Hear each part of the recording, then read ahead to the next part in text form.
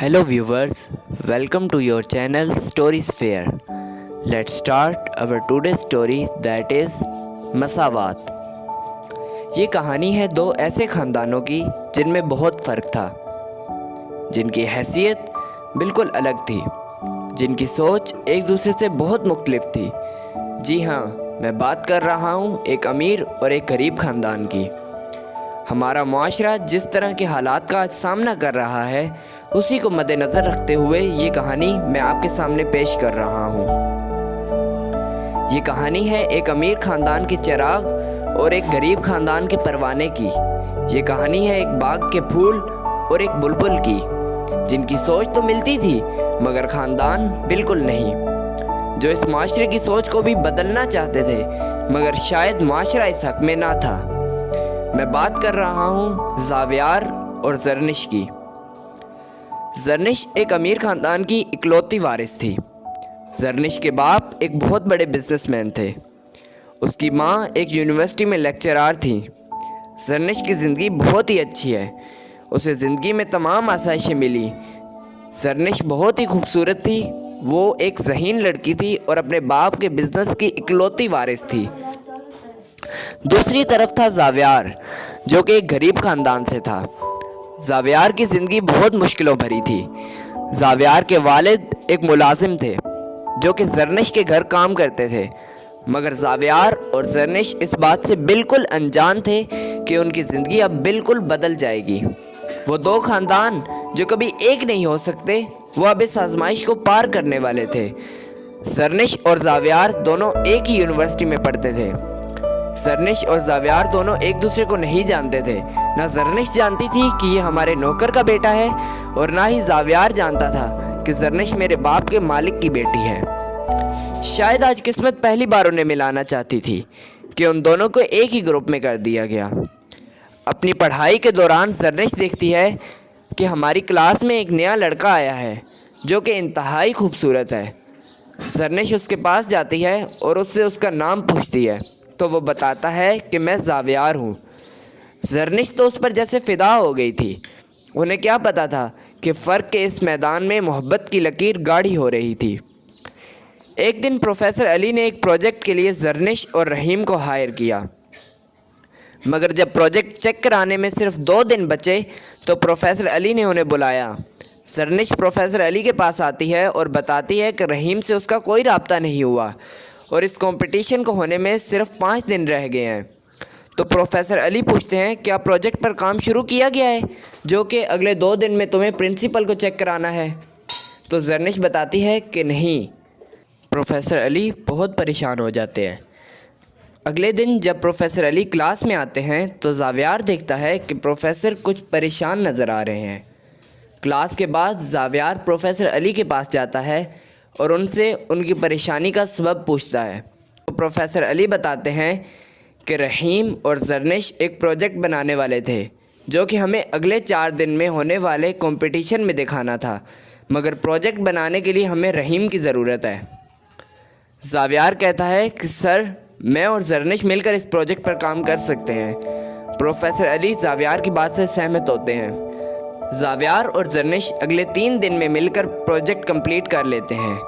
وہ بہت سخت محنت کرتے ہیں اور آخرکار کمپٹیشن کے دن ان کی یونیورسٹی فرسٹ پرائز جیت جاتی ہے. اس کے بعد زرنش اور زاویار دونوں میں بہت اچھی دوستی ہو جاتی ہے. ان میں آہستہ آہستہ محبت بڑھنے لگتی ہے. ایک دن زاویار زرنش سے اپنی محبت کا اظہار کر دیتا ہے اور زرنش جو کہ پہلے سے ہی زاویار کی محبت میں گرفتار ہو چکی تھی، وہ زاویار کی محبت کو قبول کر لیتی ہے. لیکن آج کے دن ایک طوفان ان کی زندگی میں آنے والا تھا. زاویار زرنش کو شاپنگ کرانے کے لیے مال جاتا ہے، تبھی اسے وہاں اس کے ابو دیکھ لیتے ہیں جو کہ اپنے مالک اور زرنش کے پاپا کے ساتھ آئے ہوتے ہیں. تب انہیں پتہ چلتا ہے کہ وہ 2 الگ الگ خاندان سے ہیں. زرنش اور زاویار دونوں کو زرنش کے گھر میں اس کے والد کے پاس لایا جاتا ہے. وہ دونوں بتاتے ہیں کہ وہ ایک دوسرے سے محبت کرتے ہیں مگر ان کے والدین اس کے خلاف ہوتے ہیں. زرنش کے والد کہتے ہیں کہ ان چھوٹے لوگوں کی اتنی اوقات نہیں کہ ہمارے گھروں میں رشتہ جوڑیں. زرنش کے والد زاویار کو دھکے مار کر وہاں سے نکلوا دیتے ہیں۔ زرنش اپنے باپ کو بہت روکتی ہے مگر وہ اس کی ایک نہیں سنتے۔ زرنش اپنے والد سے رو کر کہتی ہے کہ پاپا آپ نے صحیح نہیں کیا، آپ نے دو محبت کرنے والوں کو اس لیے الگ کیا کیونکہ ان میں سٹیٹس کا فرق تھا، شرم آنی چاہیے آپ کو۔ ہمارے پیارے نبی صلی اللہ علیہ وآلہ وسلم نے کبھی بھی اس چیز کو نہیں اپنایا، انہوں نے ہمیں مساوات کا درس دیا۔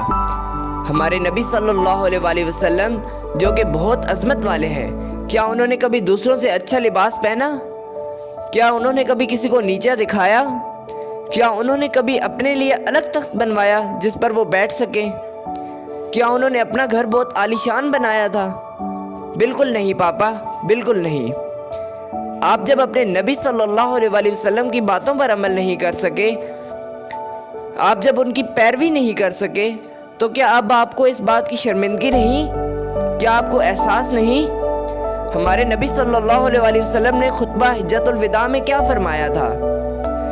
لا فضل لعربی علی اعجمی ولا لعجمی علی عربی ولا لاحمر علی اسود ولا لاسود علی احمر الا بالتقوی۔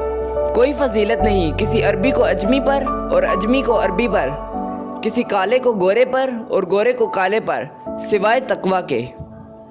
پاپا کم از کم اس بات کو تو سوچ لیا ہوتا کہ جب آپ یہ الفاظ کہیں گے، تکبر کریں گے، کسی کو نیچا دکھائیں گے، تو اللہ کے سامنے کس منہ سے جائیں گے؟ مت بھولیں کہ یہ دنیا فانی ہے اور آخرت کی زندگی ہی حقیقی زندگی ہے۔ اتنا کہتی ہے اور اس کے بعد زرنش اپنے کمرے میں چلی جاتی ہے۔ زرنش کے والد اپنے کیے پر بہت شرمندہ ہوتے ہیں، انہیں اس بات کا احساس ہو جاتا ہے کہ انہوں نے زاویار کے ساتھ بہت غلط کیا۔ ان کی بیٹی کی باتیں ان کے دل میں کانٹوں کی طرح چبھ رہی ہوتی ہیں۔ وہ زاویار کے پاس جاتے ہیں اور اس سے معافی مانگتے ہیں۔ زاویار انہیں معاف کر دیتا ہے۔ زرنش کے والد زرنش اور زاویار کی شادی کرا دیتے ہیں۔ ان کے بزنس کو زاویار اور زرنش مل کر سنبھالتے ہیں۔ وہ دونوں اتنی محنت کرتے ہیں اور اپنے بزنس کو کامیابی کی بلندیوں تک پہنچا دیتے ہیں۔ یہی تو ہے مساوات کا انعام۔ جب آپ ایک دوسرے کو نیچا دکھانا چھوڑ دیں گے تو برائی معاشرے سے ختم ہونا شروع ہو جائے گی۔ مساوات کو اپنائیں، ایک دوسرے کو اپنے سے کمتر نہ سمجھیں، ایک دوسرے کی مشکل وقت میں مدد کریں، کیونکہ یہ علم، یہ حکمت، یہ تدبیر، یہ حکومت، پیتے ہیں لہو دیتے ہیں تعلیم مساوات۔ امید کرتا ہوں کہ آپ کو میری ویڈیو بہت پسند آئی ہوگی۔ ایسی ہی مزید سٹوریز کے لیے میری ویڈیو کو لائک کریں، میرے چینل کو سبسکرائب کریں اور بیل آئیکن کو دبانا نہ بھولیں۔